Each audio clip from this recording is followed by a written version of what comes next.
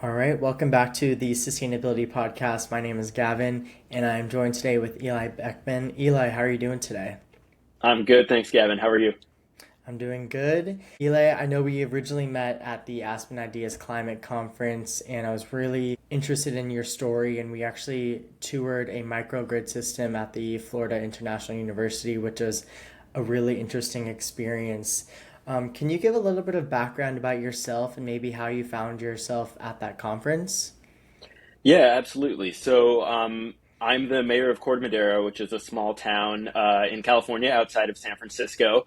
Um, I'm a member of the Climate Mayors Group, which is just basically a group of mayors nationwide who are climate hawks who are really worried about, focused on climate change as sort of the top issue that our communities face. So I found myself there through the Climate Mayors Network, and then my day job is as an architect in sustainable design. I was kind of there for that aspect as well. Nice. I get that too. I was there for school and work, so it was nice to kind of wear those two hats. I found the content really interesting, and anytime I'm able to go out and go to a conference, I really appreciate it because you always end up meeting really interesting people. I'm really happy to have you on today, and I want to hear a little bit more about your day job. So, what does that really entail? Sure thing. So what I do, I build what's called ADUs. I've got a company called House Plus. We build ADUs, which means Accessory Dwelling Unit. It's a big thing in California. It's essentially a backyard home. So it's a home that's built on a property that already has an existing home, and they're typically small, right? They're capped at 1,200 square feet under state law. So it's basically a little second unit that you might build in your backyard and Mm-hmm. say like rent out or put your college age student, your college age kids in, or your like aging parents in, or whatever. Awesome. So, how are you able to make a sustainable impact with ADUs? Yeah, great questions. We've got California's kind of on the leading edge of the regulation in terms of the building industry. So by law, most buildings that are built in California are already quite sustainable. We try and take that a step further by just going above and beyond. One of the key things is insulation, right? So our units are Mm-hmm. super well insulated. Just means that the whole building is much more energy efficient than your sort of typical construction would be. We're all electric, obviously, so no fossil fuels in any of our buildings. We use only energy efficient appliances and only water efficient fixtures. So we're really just trying to minimize the footprint of these buildings. And the goal ultimately is to take this to a place where all of our ADUs are not just like carbon neutral, but actually net carbon negative. Interesting. Yeah, I mean, off the bat, I'm thinking it's an increased area where you could put solar panels on the roofs of these ADUs, and I know that might be small, but at least you get a little bit of extra surface area for solar panels. Do you think that when implementing these sustainability changes within ADUs, is there any opportunities or lessons that you've learned that could maybe make houses more sustainable if like maybe you have an existing house, or can you talk about that a little bit? Yeah, absolutely. So really, all of the techniques that we're using to make our ADUs, extra sustainable, those are all applicable to full size primary residences or to like new construction to whatever, right? And again, like it comes down to insulation. It comes down to having an energy efficient sort of exterior of your building. For people with existing homes, that can mean adding additional insulation to your exterior walls and your roof, or it Right. can mean replacing doors and windows that are maybe like leaky or single pane with something Mm-hmm. a little more energy efficient. Electrifying your home is a great way to reduce your home's carbon footprint. Right, replacing those appliances that are burning gas or fossil fuels with electric appliances, especially heat pumps. Heat pumps are super energy Yeah. efficient. So a lot of the techniques that we use are totally applicable across really all construction. Okay, awesome. Just a side note here, I was talking with my friend a few weeks ago and I was talking about this episode, and I was like, have you ever heard of an ADU? And he works for a PR company here in Florida and was like, oh, I know all about ADUs. So it was really funny to me that in 1 week, I guess now I know about ADUs, and my friend was already on the bandwagon. So it was really interesting to hear about that. I thought that was really funny. So now we know about your day job. I want to hear more about the town of Corte Madera. So what sustainability and climate challenges is your town facing? Can you just talk a little bit about your town and maybe just some of the current things that you're working on as the mayor?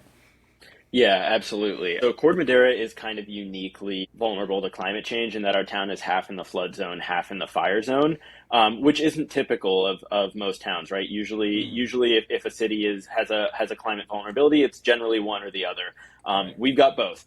This, I campaigned for town council. I was first elected in 2018. I'm in my second term now.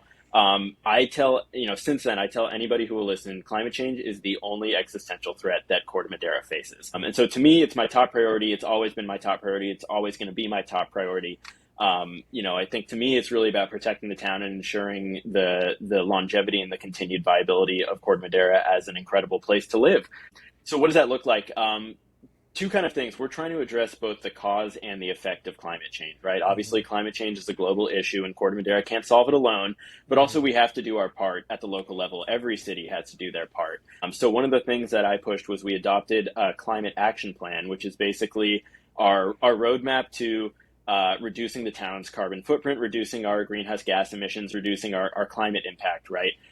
That's looking at how do we transition to renewable energy? How do we provide more EV chargers? How do we plant more trees in public spaces? So the climate action plan is really looking at doing our, we can to address our part in the cause of climate change. Right. Then the other side of the coin, right, is adaptation, which is addressing the effects of climate change. So Mm-hmm. we were the first county, first city in Marin County, which I'm super proud of, to adopt a climate adaptation plan, which is basically a Okay. long-term blueprint for how we're going to protect Corte Madera from both flooding and wildfire. Right. Just a little backtrack. So, how were you able? I guess I want to know what services did you have to search for, and so you could develop these plans. Did you like hone in and like find some sustainability consulting support, or was it? Can you just walk me through that process a little bit? Yeah, you're exactly right. So at the city council level, it's fairly high level, right? We give direction to staff and say, hey, we'd like to produce a climate adaptation report or produce a climate action report. Mm-hmm. Essentially, staff goes then and does research, talks with potential consultants. Oftentimes, they'll bid out a project. They'll come back and say, hey, here's our proposal for a consultant team. Here's our proposal for a budget, and then the town council deliberates and determines whether the consultant team and the budget and the plan to develop the plan looks good to us. Right. All right. Interesting. Thank you. So, do you know of any? What are the current options that you're looking forward to mitigate the flooding effects and wildfire? So, are you like speaking with community members? What solutions are out there? And I guess like what's your part in all of this? Yeah, absolutely. So we're actually in the middle right now of a very robust public engagement process, specifically around flood adaptation. Mm, I live in the bay side of Corte Madera. We kind okay. of have the bay side and the hillside. The hillside is sort of the fire zone. The bay side is sort of the flood zone. Mm-hmm. Obviously, by the way, one thing that I like to highlight for folks, because there can be a tendency, I think, for people, not just in Corte Madera, but everywhere, to kind of fall into this sort of not an us versus them mindset, but a mindset of like, hey, I live in the flood zone. I'm not going to worry about fire. I don't really want my tax dollars going to fire mitigation. I want my tax dollars going to flood protection. And people who live in the fire zone might sometimes say, well, hey, I'm up on this hillside, and yes, Yeah. I'm surrounded by, flammable forest, but I'm not at risk of flooding. So I don't want my tax dollars going to flood protection. And what I tell folks is, look, Corte Madera, especially because we're such a small city, if one of these, like when we have a bad flood, it's everybody's problem. If we have a, God forbid, a bad fire, it's everybody's problem. And to think that that fire is going to just magically stop when it hits the edge of the Mm-hmm. high fire severity zone, that's not how firestorms work. And likewise, flooding, right? You may live on the hillside, but if we have horrible flooding in town and the freeway is flooded, you're not going to be able to go anywhere. So, Mm-hmm. uh, you know, both of these issues impact everyone in town. And so we're really trying to build consensus, do really robust community engagement, reach out to folks and through a process of public workshops, surveys, all kinds of public discussions, and really get people's feedback on what's your sense of the risk that your home faces, what's your sense of the risk that we have in this community, what are some ideas in terms of like things that we could do to address this, what would you like to see, is there anything that you really wouldn't like to see. So we're in Yeah. kind of this important phase right now of getting folks feedback before we start to kind of flush out, okay, what do we think our next step is? I mean, I think some of this stuff is fairly common sense, right? Like if you've got so in Bayside Corte Madera, we have two issues. Sea level Mm-hmm. is rising, and Mm, the neighborhoods are sinking because they were mm, built on bay fill. Um, right.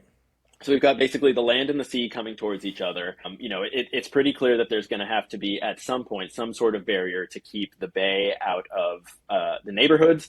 Mm, Of course, that presents its own issue, right? Which is we also have tons of rainfall, like especially with climate change, right?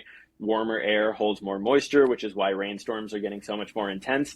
If mm, you've got a neighborhood surrounded by a levee, and it dumps a bunch of rain, where's right. that water supposed to drain to? And if that happens, coinciding with like a high tide, for example, then it becomes much harder to pump that water out of the neighborhood. So it's a pretty complex issue with regards to the flood discussion. But we're working with the residents right now to try and figure out, hey, what would you like to see us do? How would you like Yeah. to see us invest our tax dollars in order to best protect these neighborhoods? And right, like for a lot of these folks, speaking for my family for sure, Mm, our home is our primary asset of value. That's kind of all we have.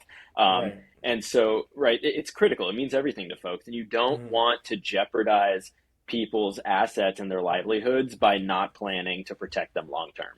yeah, exactly.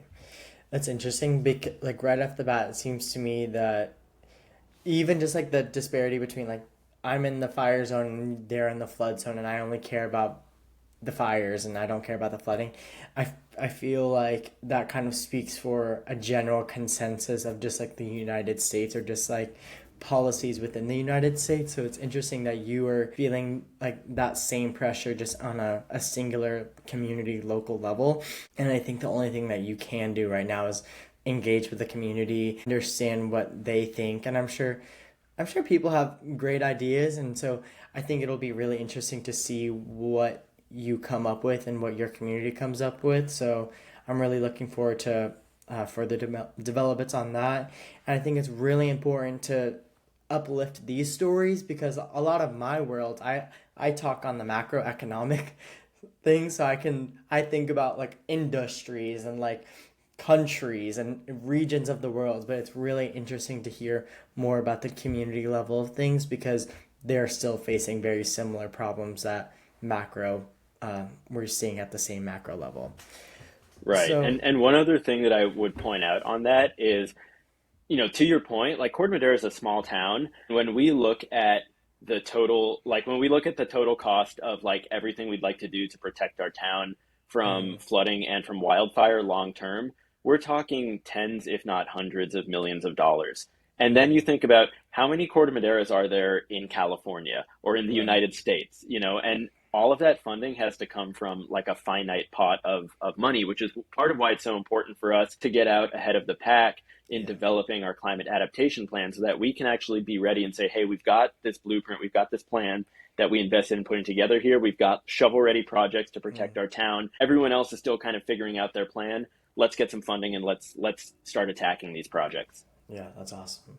So on our call previously a few weeks ago, you basically introduced me to the technology of community choice aggregators. Can you explain what a community choice aggregator is and your role in this technology, but also more like the community level for Corte Madera and their access to these community choice aggregators?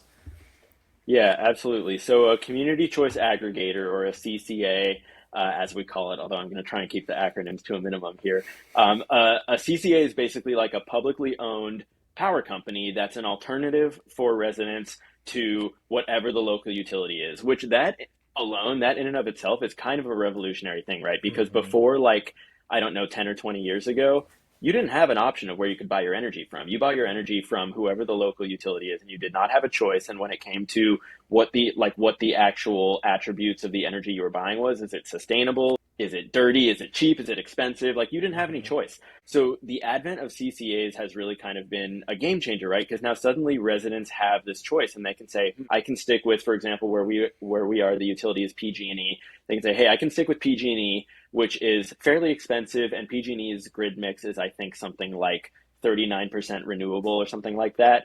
Or Mm-hmm. I can go with MCE, which is our local community choice aggregator. I can go with the local clean power company. I can get power that's a little bit cheaper than PG&E and 100% renewable. That's Yeah. incredible.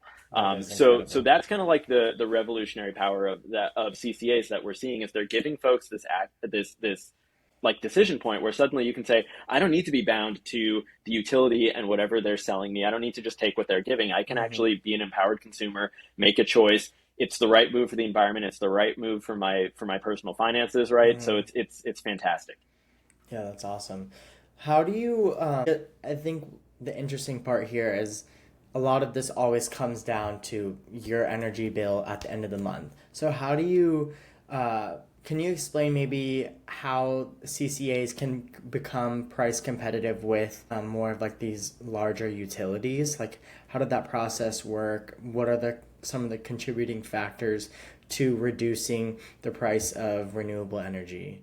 Yeah. Well, so here's a big part of it fundamentally of why CCAs make sense for consumers is PG&E or other like local utilities are what we call investor-owned utilities where Hmm. they're kind of, in a lot of ways just like any other company, their primary mission at the end of the day is to make money for their shareholders and for Hmm. for their investors and for their executives. Yeah.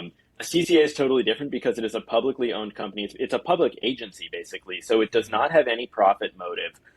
Right. The only people that CCAs are accountable to is the customers. Yeah. And that is like a total paradigm shift. Even say all other things being equal, which of course they're not, the energy industry is incredibly complex. But even if you were to say all other things being equal, your CCAs are delivering power at what it costs to deliver power. Your utilities are delivering power at what it costs to deliver power plus their 20% profit margin or whatever. Right. Hmm. So that right there, just fundamentally, it's a whole different ballgame in terms of the economics for consumers. Interesting.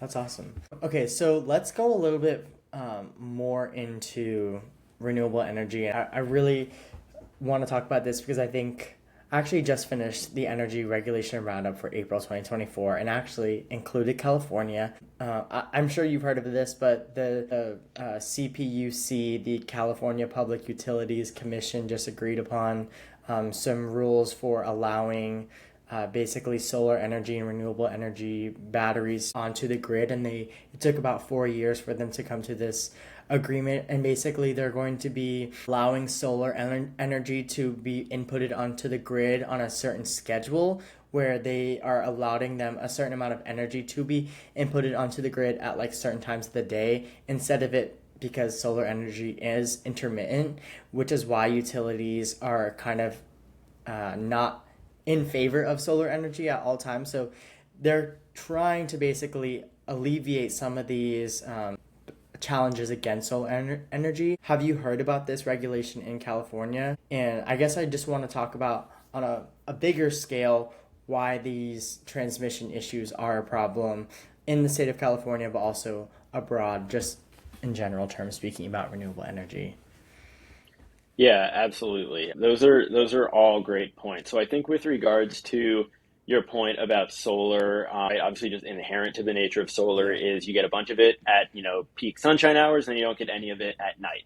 Mm-hmm. And so the question is, what do we do to make sure that we have a more like consistent supply of power throughout the day? Right. I think the answer is twofold. One, it's diversifying your energy sources. So Mm-hmm. including things like wind that are generating even at night, and then two, storage batteries. So that's key to be able to generate when you've got the resources, and then be able to store it and dispatch it onto the grid when you need it, and when you're not able to generate. Mm-hmm. So that kind of speaks to like the nature of finding that balancing point between all of the different resources at our disposal, all the different generating technologies, all of the different storage technologies. And it gets into a whole nother world of like there's a step further you can take it where you can do what's called a virtual power plant, which is actually Right. something that we're piloting at our local CCA, which I'm super excited about. So I actually chair the virtual power plant subcommittee at the board of our CCA. I didn't mention this, but I represent Corte Madera on the board of our local CCA. So Okay. that's how I get to be involved in a lot of this local energy policy. But what we're doing is we're piloting what's called a virtual power plant, which is basically taking all of the grid connected like smart appliances, both generation technology and like items that use energy. So like Mm-hmm. with generation, it's like people's solar panels. I think that's like the primary one, right? Is disparate solar panels on individual buildings' Right. rooftops, taking all of those, taking everything that's using energy. So that's like everyone's water heater, everyone's furnace, everyone's like little Nest, like smart thermostat, Mm-hmm. taking all of these different technologies and making them all sort of like talk to each other and work together in a synchronized way so that you can be really like at a very sort of fine tuning level, matching your generation to basically matching your supply to your demand, right? So you can Right. say like, oh, hey, it's a really hot day, and we've got like a bunch of thermostats that are set to like 80 degrees when they don't need to Mm-hmm. be. If we can like bring those down, or if we can say, hey, it's we're a little low on energy, let's bring like this handful of solar panels like spread across the city. Let's bring this handful of solar panels online. It Mm-hmm. gives you like a sort of a next level ability to really again like match that supply to the demand. Right. Yeah, that was interesting. That was a piece of it that was included in the blog that I wrote. Specifically in the article about this regulation in the state of California, they included the use of solar inverters and basically limiting or just controlling the amount of energy flowing onto the grid, which is obviously the biggest piece of this is just like the reliability of solar energy and making sure they're not like blowing up people's boxes inside of their homes, but also supplying them enough energy so they're able to become obviously be comfortable and keep their homes cooled. All right, so let's move on to more fun topics such as the Aspen Ideas Climate Conference in Miami Beach. What did you think of the conference? Let's just start there. Thorns, I thought it was roses. fantastic. Okay, perfect. um, definitely more roses than thorns. I thought it was really fantastic. I had never been to a conference like that before, Right. and so it was just like really inspiring and kind of activating to be surrounded by people who are tuned into climate issues and people who are kind of at the forefront of climate action from like all walks of life, from all across the country and the world, from all industries. Mm-hmm. So that I found just like really inspiring and empowering, right? Is to be able to sort of cross pollinate ideas with these folks and hear about what they're working on, right? I remember like on the tour that we were on, I ended up talking with I think it was like an insurance industry executive, and we ended up having a really good conversation about Right, he was hey, what interesting. like where's the insurance industry headed, especially in this era of climate change? Like we're seeing in California, we've got a Mm-hmm. huge problem with homeowners being dropped from their insurance policies, especially in the Right. fire zone. I'm worried it's going to start happening in the flood zone as sea level advances. And so my sense has been kind of, hey, it's clear that the insurance industry, like the old business model, is not working, and we need to figure out a new way to insure people's homes. And it was, to have access to like folks from the insurance industry at this climate conference who are there Mm-hmm. to learn themselves and be able to sort of cross pollinate like that was super helpful. Yeah, that's awesome. I think that's the best part of a conferences, honestly, and it's definitely helped me to. I can be a little nervous, like especially just like going to these conferences. I work remote; it's hard. I get nervous, but it's always really nice to finally just like speak up and talk to somebody, and then you realize that they work with this amazing organization that you've always wanted to like get in contact with or something.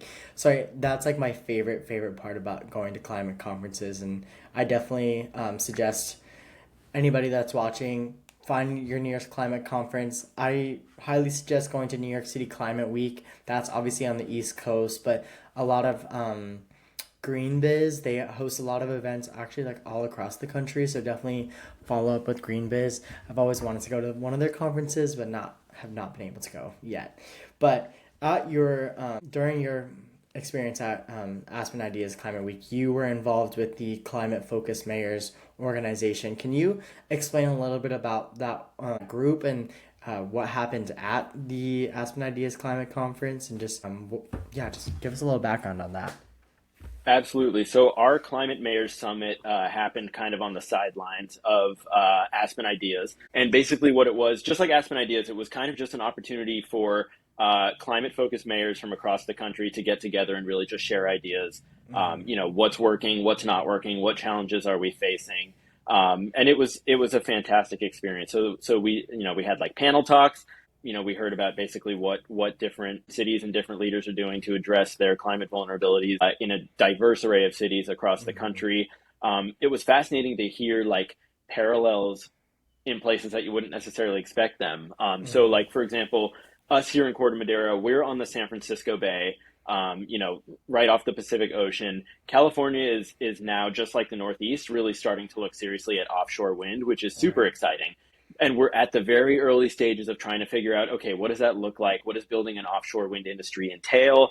Hmm. Like where are these turbines going to go? Where are they going to be built? Where are the ports that do we have ports that are capable of like sending these turbines out to sea on specialized ships? So all of these questions, and who am I sitting next to at the Climate Mayors Conference? But the mayor of I want to say I believe it was New Bedford, Massachusetts, if I'm remembering Hmm. the city correctly. It's the main port that's supporting the Vineyard Wind offshore wind project, which was Right. like, I think Vineyard Wind was like maybe the first utility scale offshore wind Hmm. um, in the United States. So definitely an important kind of a groundbreaking project, and to be able to get this mayor's perspective in terms of like what did that look like. They had to, I think, do a bunch of renovations to their port in New Right. Bedford.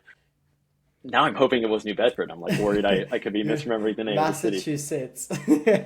Yeah. I Um, that but that it was super fascinating to be able to talk to him and hear about, what did you have to do to renovate your port to make this happen? Mhm. How did you get federal dollars to renovate your port? How did you put all the, how did you like piece all the players together? Right. Or to the extent that it was being coordinated by like, maybe the federal government or something, like where did you fit in and how were you brought in to that whole equation? So right across the San Francisco Bay from us is the city of Richmond. All of us, cities and mayors around the Bay Area, we know each other. We work together. It's a very like close collaborative community of local leaders. And so I've spoken with the mayor of Richmond about his interest in repurposing Richmond's old World War II era ports Hmm. into modern ports that could support a California offshore wind industry. So it was just great to be able to hear from the mayor of New Bedford about his experience and be able to take that knowledge and that information home and share it with my friends in the Bay Area. Hmm. I think that was kind of emblematic of what a cool experience it was to get perspectives and get insight from mayors across the country that I would have otherwise never had the opportunity to hear. Yeah, that's awesome. Right off the bat, I want to ask, did you see like what was the experience level of these mayors? And let me explain this question just a little bit more. Did you see like there was like a lot of younger mayors? Was there a lot of just more experienced mayors? Is there mayors like interested in climate who have like already been a mayor for a while? Like, were you able to just like kind of see the group setting? And I think it would just be so interesting for like young mayors to be speaking with more experienced mayors and hearing about like their journeys coming together, meeting at like climate. Right. Right. No, it was super interesting, and I was impressed by the number of, like, I felt like there was a good diversity in terms of like age, in terms of like socioeconomic, in terms of like ethnic background. I felt like there Mm-hmm. was a really impressive diversity of mayors represented at this conference, which was awesome to see. Very heartening. It makes you feel like we're moving in a good, like more representative direction compared to like where we've been historically, which is really nice. I think one like kind of funny paradox is that, so I'm in my sixth year on the Corte Madera Town Council. I'm in my second term as mayor now. I'm 31, so I'm pretty young as far as mayors go. Mm-hmm. And so to be at this conference, right, with for example, new mayors who might be in their 50s or 60s or 70s. So Right. it was just interesting, and it helps you, it helps kind of put in perspective that like there are so many people from all different kind of backgrounds and all different stories getting involved in public service, which is really awesome to see. Yeah, that's awesome. I think that I think that's a common theme, especially within sustainability, just because sustainability is a new term and just like a new like industry. So even just with ARC, you can just see kind of just as an organization, we're all learning, and I would say that I was one of the more employees with ARC that was just focused on sustainability. And so it's been a really interesting experience just kind of like spreading the wealth, but also learning from other people within the organization to just learn about at work. I feel like it's going to be like tit for tat. Like I'm teaching them stuff, they're teaching me things. So it's been, I think that's the cool part about sustainability is we're able to really like pick out specific experiences because they all kind of apply to this one area because it's kind of all hands on deck situation. Anyways, we are at our tail end of questions here. Thank you so much, Eli. Do you have anything last to say? Is there any could we follow you on like a website or keeping up with the Corte Madera developments within sustainability? How can we keep up with you? I think probably the best way I post the most updates on my official Facebook page. So it's just Hmm. Mayor Eli Beckman on Facebook. That's where I like to put updates on, kind of what we're working on sustainability wise in Corte Madera. I would love to follow you as well and continue the conversation. Yeah, of course. Well, thank you so much, Eli. I hope you have a great day, and thank you so much for joining us on the Sustainability Podcast.